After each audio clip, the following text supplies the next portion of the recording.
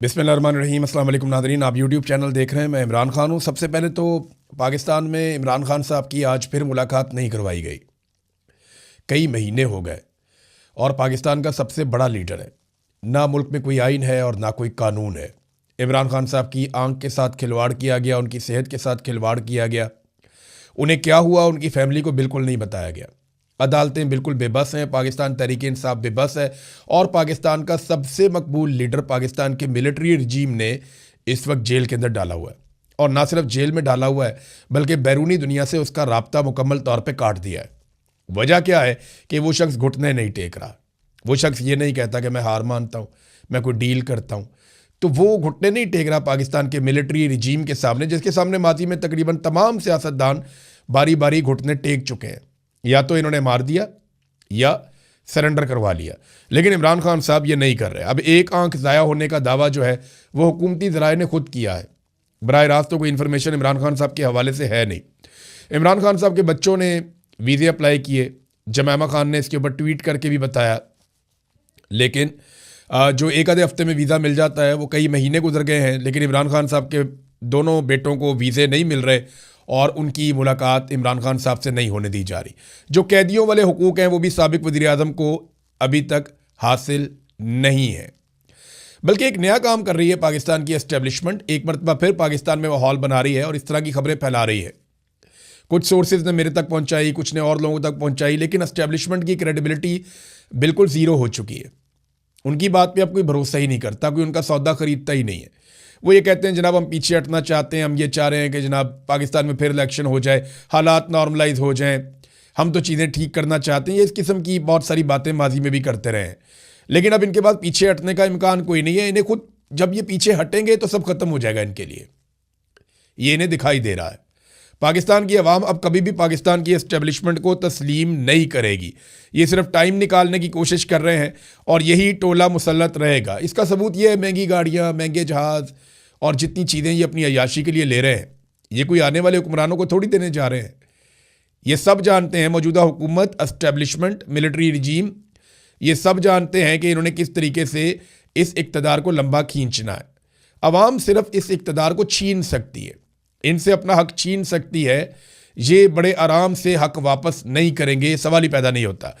ARY ने एक खबर इसी हवाले से उससे खबर भी दिलवाई गई ARY की जानिब से कि जनाब कोई अलीमा खान ने और सुहेल अफरीदी ने मिल के एस्टेब्लिशमेंट के बंदों के साथ कोई राब्ते रूब्ते किए हैं और इस किस्म की कोई खबर दिलवाई गई जनाब के वहाँ पे कुछ चीज़ें तय हो गई हैं और कोई मुलाकातें बंद करवाई गई हैं जानबूझकर। तो ये मैंने दोनों सोर्सेज से बात की, मेरी सुहेल अफरीदी साइड से भी बात हुई, अलीमा खानम, तो दोनों तरफ से मुझे जो खबर मिली कि हमारी तो मुलाकात ही नहीं हुई, आपस में मुलाकात नहीं हुई। सुप्रीम कोर्ट में आखिरी मुलाकात हुई थी, तो उसके बाद से लेकर अब तक हम कहाँ मिले, किसको मिले, ये तो कहानी है। और कहानी सुनाने वालों ने, यानी जर्नलिस्ट की ये ड्यूटी होती है ना कि वो दूसरी तरफ से पूछ ले, जी आप भी बता दें। अब अलीमा खानम तो सबकी एक्सेस में है और सुहेल अफरीदी भी सबकी एक्सेस में है। ये कोई शरीफ ख़ानदान तो है नहीं जिससे आप पूछेंगे जनाब ये तैयारा कौन लेकर गया, कितने बजे लेकर गया, तैयारे का रिकॉर्ड दे दें, तो वो मामला छुपा लेंगे, वो बात ही नहीं करेंगे। फिर ऑफ द रिकॉर्ड वो कह रहे हैं जनाब कि वो मरियम सफदर का बेटा लाहौर में ही है। फिर बाद में जब कहा गया जनाब सबूत दें उसका कोई, तो वो सबूत भी कोई नहीं है। फिर जब तक कि वो जहाज़ वापस नहीं पहुंच गया तब तक इनका मुंह बंद था, ये बात ही नहीं कर रहे थे। फिर जहाज़ उजलत में जब वापस आया तो फिर बताया गया जनाब ये तो बेटा, ये सामने आ गया, तस्वीर आ गई। तो ये ना सारी चीज़ों को खुद ही इबाम में डाल देते हैं। अब ये कोई शरीफ खानदान थोड़ी है, ये तो अलीमा खानम और सुहेल अफरीदी हैं, उनसे रब्ता किया जा सकता था, उनका मौक़िफ़ जाना जा सकता था, क्या वाकई आप लोगों ने ये किया है। लेकिन ARY ने वो खबर चला दी, उसके ऊपर दोनों तरफ से तरदीद भी आ गई है। पाकिस्तान तहरीक इंसाफ कहाँ खड़ी है? देखें, तहरीक इंसाफ वहीं खड़ी है जहाँ वो पहले खड़ी थी। एक दावा किया गया कि कोई इमरान खान रिहाई अमन फोर्स बनाई जाएगी, अभी तक उसके ऊपर कोई अमल दरामद नहीं हुआ, कोई अनाउंसमेंट नहीं हुई, कोई कंक्रीट चीज़ सामने नहीं आई। कोई मीटिंग करते रहते हैं, आपस में कोशिश कर रहे हैं, लेकिन पाकिस्तान तहरीक इंसाफ के अंदर ही मुखालफत है कि कोई तहरीक ना चलाई जाए। अब तहरीक इंसाफ को ये फैसला करना पड़ेगा कि तहरीक भी नहीं चलानी तो इमरान खान को बाहर कैसे लेकर आना है। डील इमरान खान ने नहीं करनी, तहरीक इंसाफ ने नहीं चलानी, तो फिर इमरान खान ने बाहर कैसे आना है? ये तो एक डेड लॉक हो गया ना।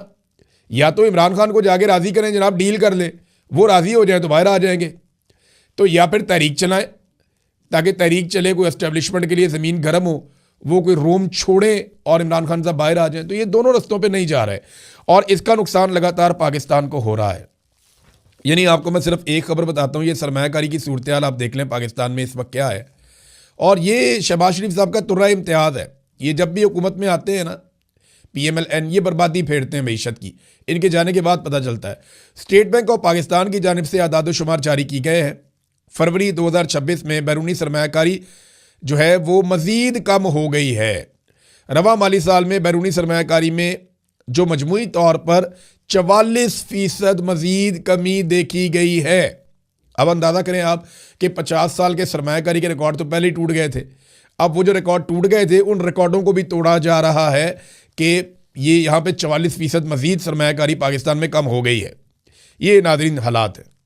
नाज़रीन एक छोटी सी चीज़ और पाकिस्तान के अंदर से बताता हूँ, फिर आलमी खबरों की तरफ चलेंगे, खित्ते के हालात। खबर यह है कि सोशल मीडिया पे एक नया और अजीबोगरीब ट्रेंड देखने में आ रहा है। ये गुज़िश्ता चंद दिनों से कार्रवाई हो रही है। बेशुमार नए अकाउंट्स बनाए जा रहे हैं और ये अकाउंट्स छोटे छोटे हैं, 500, 400, 200, 50, इतने इनके फॉलोअर्स हैं। ये आपस में एक दूसरे को फॉलो कर रहे हैं। इस सारे ट्रेंड को जब चेक किया गया तो एक अजीब चीज़ ये हुई कि कुछ ऐसे नए अकाउंट बनाए गए हैं, ये अकाउंट इमरान खान और आसिम मुनीर को एक ही वक्त में सपोर्ट कर रहे हैं। आपको हैरत हुई ना? अभी मुझे ये नहीं पता कि गेम क्या है, आने वाले वक्त में होने क्या वाला है, लेकिन बाई डिज़ाइन कुछ ऐसे अकाउंट्स सोशल मीडिया पे लॉन्च कर दिए गए हैं, बना दिए गए हैं, जो सेम टाइम में इमरान खान को, उनके मौक़िफ़ को और आसिम मुनीर को सपोर्ट कर रहे हैं। मुझे नहीं पता ये कौन बना रहा है। पाकिस्तान तहरीक इंसाफ के सोशल मीडिया वालों से, इक्का दुक्का लोगों से मेरी बात हुई, वो कहते जी हमें तो पता ही नहीं है इसका, और ये चीज़ वो नोट कर रहे हैं। और जब मेरी बात हुई दूसरी जानिब सोर्सेज से, तो उन्होंने कहा जी कि हम कुछ नहीं कह सकते। तो मामला ये है कि कुछ अकाउंट्स ऐसे बनाए जा रहे हैं जो इमरान खान साहब के मौक़िफ़ को सपोर्ट करते हैं और साथ में आसिम मुनीर की भी तारीफ़ करते हैं, उसके मौक़िफ़ को भी सपोर्ट करते हैं। ये कैसे हो सकता है? आग और पानी का मिलाप। बहरहाल देखते हैं कि इससे क्या हासिल करने की कोशिश की जाती है। अब आ जाए नाज़रीन उस बड़ी खबर की तरफ जिसने हिलाकर रख दिया सबको। पाकिस्तान एयरफोर्स ने अफ़गानिस्तान के ऊपर लगातार हमले जारी रखे हुए हैं और पाकिस्तान की हुकूमत ये समझती है कि पाकिस्तान में जो भी दहशतगर्दी आ रही है वो अफ़गानिस्तान की जानिब से आ रही है और अफ़गानिस्तान की हुकूमत उन दहशतगर्दों को भेज रही है और पीछे से इंडिया इस सारे मामले की चाबी घुमा रहा है। ये पाकिस्तान के अंदर एक नैरेटिव है। लेकिन सवाल ये पैदा होता है कि पाकिस्तान में दहशतगर्दों को एंट्री किसने दी? पाकिस्तान में दहशतगर्दों की एंट्री होती है जून 2022 में। राणा सनाउल्लाह साहब इसके बारे में अनाउंस करते हैं। ये आइडिया था जनरल बाजवा, जनरल नदीम अंजुम और जनरल फैज़ हमीद। ये तीनों जर्नैल जो हैं वो इसके लिए जिम्मेदार हैं। एक कोर कमांडर पेशावर था, एक DG ISI था और एक पाकिस्तान का आर्मी चीफ था। इन तीनों ने प्लान किया और दहशतगर्दों को बाई डिज़ाइन पाकिस्तान लेकर आए। जून से लेकर अगस्त तक दहशतगर्द पाकिस्तान आते रहे, सितंबर तक आते रहे बल्कि, और पाकिस्तान तहरीक इंसाफ और खैबर पख्तूनख्वा की हुकूमत चिल्लाती रही कि दहशतगर्दों को पाकिस्तान में दाखिल मत करो। पुलिस चिल्लाती रही, हुकूमत चिल्लाती रही, अवाम कहते रहे, अमन पासून के लोग आते रहे, ताजिर एहतजाज करते रहे, लेकिन दहशतगर्दों को लाकर बसाया जाता रहा। अब दहशतगर्दी गले में फंस गई आके। यानी जानबूझकर दहशतगर्दों को पाकिस्तान में ये तीन जर्नैल लेकर आए थे ताकि कोई सियासी मैदान के अंदर कोई कामयाबी हासिल की जाए। वो सियासी फ़ायदा तो हुआ नहीं, लेकिन हुआ क्या, वहाँ पे दहशतगर्दी बढ़ गई और वो गले में फंस गई। और अब दहशतगर्दों के खिलाफ ऑपरेशन करते हैं तो मकामी अफराद मानते नहीं हैं। तो अब अफगान तालिबान के ऊपर जब से अमेरिका ने बग्राम एयरबेस के बारे में कहा कि वो हमारे पास होनी चाहिए, बल्कि अब अमेरिकन एक्सपर्ट्स ये कहते हैं कि अगर बग्राम एयरबेस हमारे पास होती तो हम ईरान को मज़ा चखा देते। तो ईरानी ये कहते हैं कि अफगानिस्तान ने अमेरिका को बग्राम एयरबेस ना देकर शानदार काम किया। ईरान अफगानिस्तान की तारीफ करता है इस मामले में। अब जब से अमेरिका ने इस ख्वाहिश का इजहार किया, पाकिस्तान ने अचानक से अफगानिस्तान के ऊपर अटैक शुरू कर दिए और ये एरियल स्ट्राइक्स पाकिस्तान एयरफोर्स कर रही है अफगानिस्तान में। दहशतगर्दी पाकिस्तान में नई नहीं है। देखें, या तो ये दहशतगर्दी नहीं हो, पाकिस्तान में 70-80 हज़ार अफराद पहले ही जाँ बहक हो चुके हैं, शहीद हो चुके हैं दहशतगर्दी की लड़ाई में, और ये पिछली 2-3 दहाइयों से ये चीज़ें चल रही हैं। लगभग 25 साल 26 साल हो गए दहशतगर्दी की वेव पाकिस्तान में आई हुई है। अब इस मरतबा गुज़िश्ता चंद महीनों से पाकिस्तान अटैक कर रहा है लगातार अफगानिस्तान पे, और इसके नतीजे में वो ये समझ रहे हैं कि दहशतगर्दी ख़त्म हो जाएगी, लेकिन दहशतगर्दी के वाक़यात ख़त्म नहीं हो रहे। अब अफगानिस्तान के ऊपर जो अटैक किया गया, पहले उस पर एक स्टेटमेंट है, वो आप देख लें। ये अमारात इस्लामिया अफगानिस्तान के नायब तर्जुमान हमदुल्ला फितरत, इसका एक ट्वीट है। और वो ट्वीट के अंदर क्या दावा कर रहा है, उसने कहा जी पाकिस्तानी फौजी हुकूमत ने आज रात 9 बजे उम्मीद एडिक्शन ट्रीटमेंट अस्पताल पर फ़िज़ाई हमला किया, जो मनशियात की लत के इलाज के लिए वक्फ 2000 बिस्तरों पर मुश्तमिल एक बड़ी सहूलत है। इस हमले के नतीजे में अस्पताल के बड़े हिस्से तबाह हो गए हैं और बड़ी तादाद में जानी नुकसान के शदीद खदशात पाए जाते हैं। बदकिस्मती से अब तक जाँ बहक होने वालों की तादाद 400 तक पहुँच गई है, जबकि तकरीबन 250 दीगर अफराद ज़ख्मी होने की इतला है। इमदादी टीमें इस वक्त जाए वक़ूआ पर आग पर काबू पाने और मुतासरीन की बाकी मानदा लाशें निकालने के लिए काम कर रही हैं। और शोहदा लैलतुल कद्र, उसने आगे ये लिखा है। अब मामला ये है कि यहाँ पे अक़वाम मुत्तहिदा ने भी इसकी मज़म्मत की है, जो मिशन अब अक़वाम मुत्तहिदा का मौजूद है अफ़गानिस्तान में, और BBC ने भी इसके ऊपर एक रिपोर्ट किया है। BBC ने कहा कि बाद लाशें नाकाबिल शनाख्त हैं। काबुल में मनशियात बहाली मरकज़ पर फ़िज़ाई हमले में कम अज़ कम 100 अफराद हलाक हो गए हैं। पाकिस्तान की हमले में मुलव्वस होने के इल्ज़ाम की तरदीद। पाकिस्तान ये कह रहा है कि पाकिस्तान ने जो टारगेट किया वो सिर्फ अस्करी अहदाफ को किया है, या उन जगहों पे किया जहाँ पे दहशतगर्दी होती है, या उन जगहों पे किया जहाँ से दहशतगर्दी पाकिस्तान में आती है। ये पाकिस्तान का मौक़िफ़ है। लेकिन ये अस्पताल जो है, इसके हवाले से भी इतलात आ रही है और BBC भी इसको रिपोर्ट कर रहा है, आलमी मीडिया इसको रिपोर्ट कर रहा है। अब अफ़गानिस्तान की हुकूमत ने अगर तो इस मौक़िफ़ को साबित करना है तो उन्हें मज़ीद काम करना पड़ेगा। देखिए ना, ये उन्होंने कह दिया कि 400 बंदा वहाँ पे अस्पताल के अंदर मारा गया, तो वो ऐसे दुनिया तो नहीं मान लेगी। इन्हें पूरी इंक्वायरी करवानी पड़ेगी। अक़वाम मुत्तहिदा के और दीगर आलमी इदारों के मिशन अफ़गानिस्तान में मौजूद हैं, वहाँ पे प्रॉपर तहकीकात होनी चाहिए। और अगर एक अस्पताल के ऊपर इस किस्म का अटैक हुआ है तो ये एक वॉर क्राइम है। जैसा कि हमने देखा कि ईरान में बच्चियों के स्कूल के ऊपर अटैक हो गया, तो डोनाल्ड ट्रंप मुँह छुपाता फिर रहा है। डोनाल्ड ट्रंप पे हर जगह ये सवाल सामने आ जाता है और बड़ी शर्मिंदगी होती है, और डोनाल्ड ट्रंप के लिए मुसीबत बन गई है ये चीज़। हत्ता कि जो पीट हेग्सेट, जो अमेरिकन दिफाई वज़ीर है, उसके लिए भी मुसीबत बनी हुई है, और कहा जा रहा है कि उसकी गर्दन फिट हो जाएगी इस मामले में, या कम से कम उसके लिए मुश्किलात बहुत बढ़ जाएंगी। तो इसराइल तो ये चीज़ें करता रहता है, लेकिन पाकिस्तान की जानिब से हमेशा ये दावा किया गया कि कभी भी सिविलियंस को निशाना नहीं बनाया जाता। लेकिन अगर अफ़गानिस्तान ये चीज़ साबित करना चाहता है तो उसे ना सिर्फ तस्वीर जारी करनी पड़ेंगी, तमाम तफसीलात जारी करनी पड़ेंगी, बल्कि उसे जो आलमी मिशन अफ़गानिस्तान में मौजूद हैं उनसे इंक्वायरी करनी पड़ेगी, ताकि वो अपने मौक़िफ़ को दुरुस्त साबित कर सके। बहरहाल ये जो मनशियात के मामले में ना, एक चीज़ मैं आपको बता देता हूँ। बहुत सारे लोग ये कह रहे हैं कि अफ़गानिस्तान में मनशियात का अस्पताल क्यों बनाया गया, किस काम का है। तो लोग अफ़गानिस्तान को जानते नहीं हैं, और जो लोग अफ़गानिस्तान को बिल्कुल नहीं समझते वो इसके ऊपर तबसरा कर रहे हैं। मैं अफ़गानिस्तान जा चुका हूँ। अफ़गानिस्तान जो है ना, वो ऐसे नहीं है। तालिबान के 2 वहाँ पर इक़्तिदार आए हैं, एक मुल्ला उमर के दौर में आया, एक ये भी आया हुआ है मुल्ला हैबतुल्लाह के दौर में। इन दोनों अदवार पे आप 1 लाख उंगली उठा के शिकायत कर सकते हैं, ये गलत है, ये गलत है, ये गलत है, आप कर सकते हैं। लेकिन मनशियात के मामले में इनकी पॉलिसी बहुत सख्त रही। ये बैनुल-अक़वामी अदाद-ओ-शुमार ये बताते हैं और आलमी रिपोर्टें ये बताती हैं कि जब भी इनकी हुकूमत वहाँ पे आई तो इन्होंने फौरी तौर पे मनशियात उगाना, मनशियात का कारोबार वो हमेशा के लिए बंद कर दिया। और इसी सिलसिले में ये अस्पताल भी बनाया गया कि जो लोग मुतासिर हैं उनका इलाज करवाया जाए। अब पाकिस्तान के जो सरहदी इलाके हैं वहाँ पे मनशियात का कारोबार बहुत तेज़ी से फैला है। जैसे ही अफ़गान हुकूमत वहाँ पे आई, अफ़गान में तालिबान की हुकूमत आई, तो साथ ही पाकिस्तान में ये सारा कारोबार आ गया। वजह क्योंकि उन्होंने वहाँ पे बंद कर दिया था। तो पाकिस्तान के ऊपर बॉर्डर के साथ साथ हर तरफ जो है वो ये लगी हुई है मनशियात। अच्छा, इसके जो स्किल्ड वर्कर्स हैं वो पाकिस्तान में नहीं है। ये वर्कर आते हैं अफ़गानिस्तान से और वहाँ से ट्रैवल करके पाकिस्तान आते हैं हज़ारों की तादाद में। ये बाकायदा एक धंधा है जिसके अंदर सारे मुलव्वस हैं। मैं क्या बताऊँ आपको, तफसीलात फिर कभी आपके सामने रखूँगा, लेकिन ये हौलनाक वाक़या है, इसकी इंक्वायरी होनी चाहिए। अब नाज़रीन आ जाएँ, डोनाल्ड ट्रंप के लिए कुछ मुश्किलात हैं और डोनाल्ड ट्रंप ने कुछ बड़ी अजीब बातें की हैं। मैं आपको चंद मिनटों में बता देता हूँ, लेकिन पहले अली लारंजानी को शहीद कर दिया गया। अली लारंजानी हम सब जानते हैं कि ये ईरान के सुप्रीम नेशनल सिक्योरिटी काउंसिल के सेक्रेटरी हैं। इसके अलावा ये साबिक सुप्रीम लीडर जो आयतुल्लाह ख़ामनेई शहीद, उनके मुशीर भी रहे हैं, साबिक स्पीकर भी रहे हैं 2008 से लेके लंबे अरसे तक।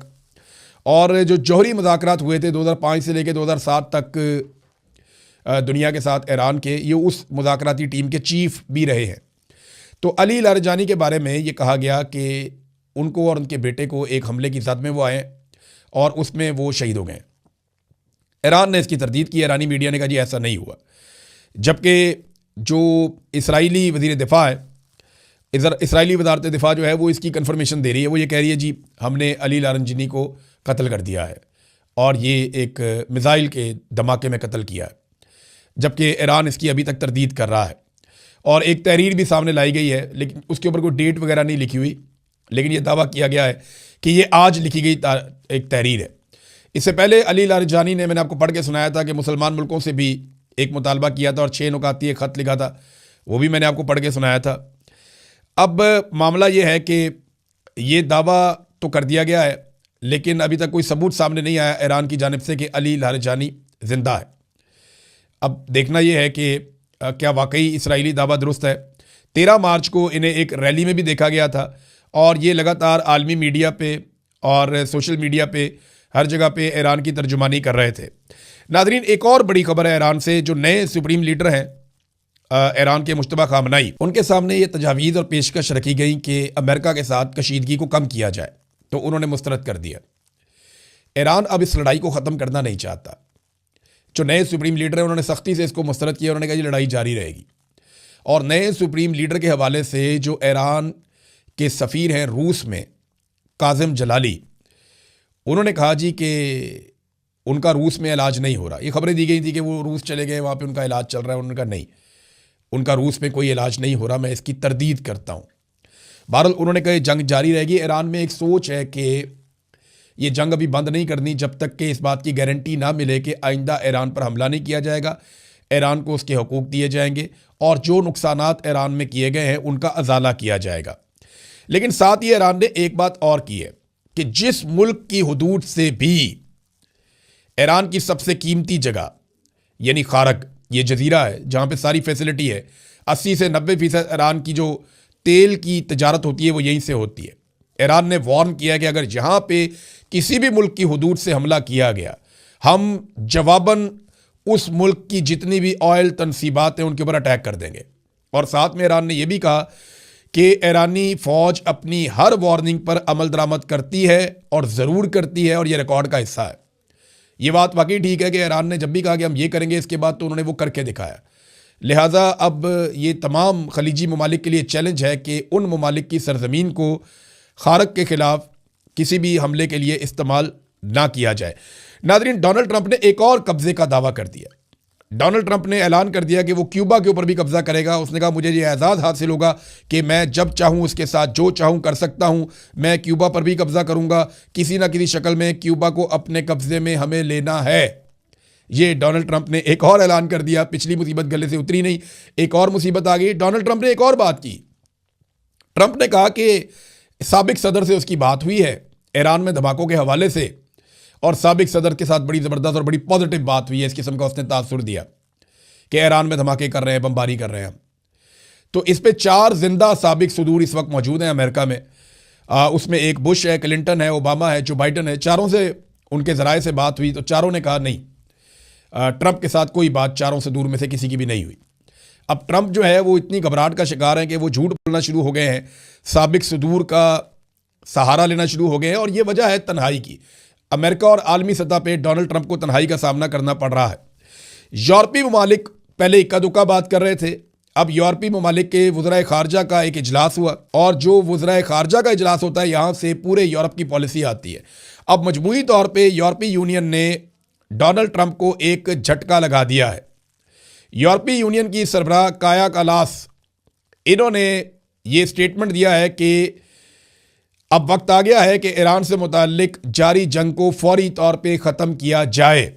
और साथ में इन्होंने ये भी कहा कि यूरोपीय यूनियन आबनाए हुर्मज़ के किसी भी ऑपरेशन में हिस्सा नहीं लेगा। खलीज फारस में फ़ौज और फ़ौजी जहाज़ ना भेजने का फ़ैसला किया गया है। ये नादरीन हालात हैं। अब ट्रंप के पास एक तुर्क का पत्ता था, वो उसको बार बार इस्तेमाल करने की कोशिश करते हैं, लेकिन तुर्की उसके रास्ते में रुकावट बन जाता है।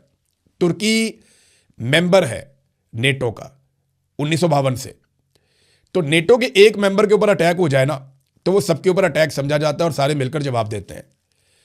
तो तुर्की के ऊपर बार बार मिसाइल भेजे जाते थे ताकि नेटो के मेंबर पे अटैक हो रहा है तो सारे मिलकर जवाब देंगे। ये आर्टिकल 5 है नेटो का लेकिन तुर्की बार बार ये कहता है कि ये हमला हम पे ईरान नहीं कर रहा, और ईरान भी यही कहता है। लिहाजा तुर्की ने जिस तरह रिस्ट्रेंट का मुजाहरा किया है अब तक की मैं बात कर रहा हूँ, उसकी वजह से नेटो ममालिक के ऊपर वो बाउंडिंग नहीं आई। यानी जो हमला किया है वो नेटो के ममालिक पे नहीं किया ईरान ने अभी तक, और तुर्की एक मुल्क है वहाँ पे करीब में, और उसको निशाना बनाया जाता है बार बार, और ये कोशिश की जाती है कि उसके ज़रिए से लड़ाई में सबको उतारा जाए, तो वो भी अभी तक कामयाब नहीं हुआ। आर्टिकल 5 को इन्वोक करने की कोशिश की जाती है।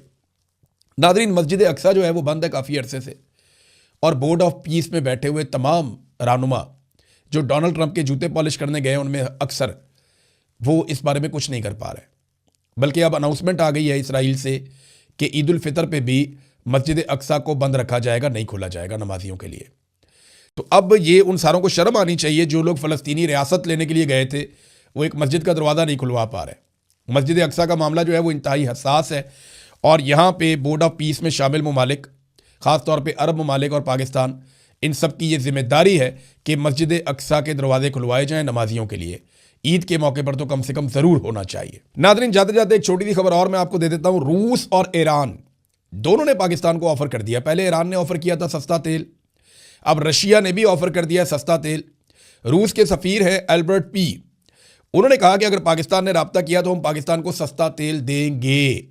लेकिन पाकिस्तान तो कोई भी काम करने से पहले अमेरिका से पूछेगा, उसकी खुशनुदी देखेगा, क्योंकि इमरान खान ने पाकिस्तान का फ़ायदा देखा था तो अमेरिकन के साथ मिलकर जर्नैलों ने पाकिस्तान में रजीम चेंज ऑपरेशन कर दिया था। लिहाजा देखना यह है कि पाकिस्तान इस ऑफ़र से फ़ायदा उठाता है या नहीं उठाता।